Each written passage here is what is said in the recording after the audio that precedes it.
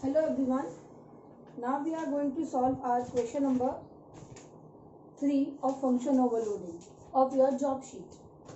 According to that question, here I have given the name of the class, that is overload. You can give any other name also. Yes, our function overloading first method says void num calci int num int char computes the square of the integer argument if choice ch is s, otherwise find its cube. It means I have to pass two parameters in the question. Class overload void num calci int num char ch. Okay, two parameters is I'm passing, one of the integer and second is character. Now I have to check the value of this character variable. If this character variable's value is s, then I have to calculate the square of this parameter. Otherwise, I have to calculate the cube of this parameter, means of this given number. Clear the question? Okay. So see, in this, if ch equal s or ch equal s, in the single code I have written s and s. Okay, user can input the small letter also, or user can input the capital letter also. That's why here I put or. It is logical or. Any of the condition will be true, this if will be considered as the true. So system.out.println, directly I am doing the calculation of the square num multiplied by num.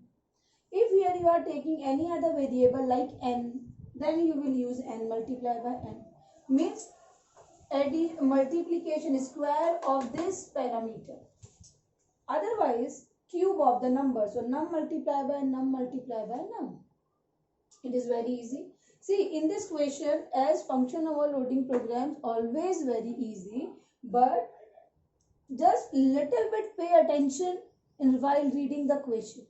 Now the second method says int a comma int b char ch.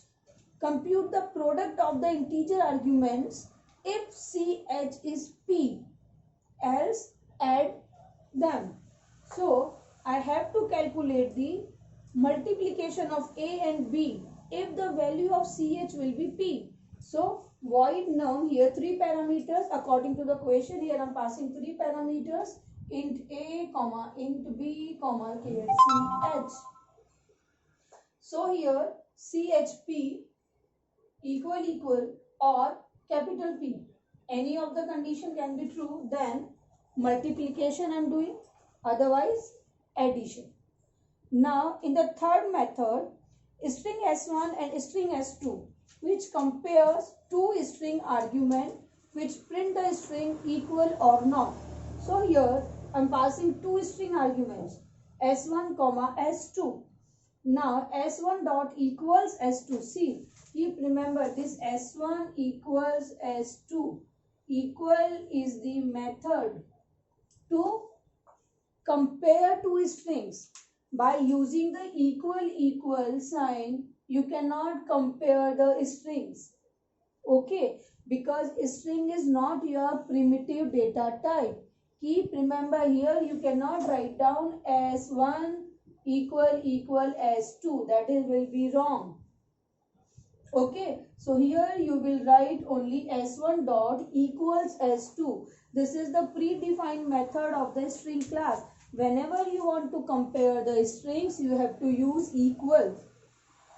Okay, you have to use equals method. So s1 dot equals s2. If it will give true, then both the strings are equal. Otherwise, strings are not equal. Okay, as it is already understood by you that all the program of the function overloading will have the same name. So same name, num calci, and num calci. Okay, but with the different parameter list. See over here, two parameters. One first parameter of the integer, second parameter of character. Second, see over here, two integer parameters and third one is the character parameter, and here string parameter, two string parameters, means signatures of the method are different. Function overloading means same name of the function with a different parameter list is known as the function overloading. Now I'm going to call these method after creating the object. So here I'm creating the object, class name, object name, and obj.num Kelsey. Okay, this is the method calling. If I'm using first parameter as the integer, second parameter as the character, so this first method is going to be called. If I'm using two integer parameter and third one is the character parameter, then this second method is going to be called. If I am going to give two string parameters, then this third method is going to be called. Okay, like that it is going to be executed. Yes, now according to this, what will be the output for this? Here it will give me 5s. S means what? If condition is true, means s, then it will give you square. So 5 square is what? 25 with the message. Okay, then it will give you product with the message. Yes, here hello hello. I think you are thinking it will give you both the strings are equal. No, it's not going to give both the strings are equal, because ASCII value of capital H and the ASCII value of small h both are different. Okay, so in this case it will not give you the true result. This condition is not going to be true. Okay, so it will give both the strings are not equal. Not equal it will give. Okay, output of this, if you are passing hello in the capital letter, hello in the small letters, then it will not give you strings are equal.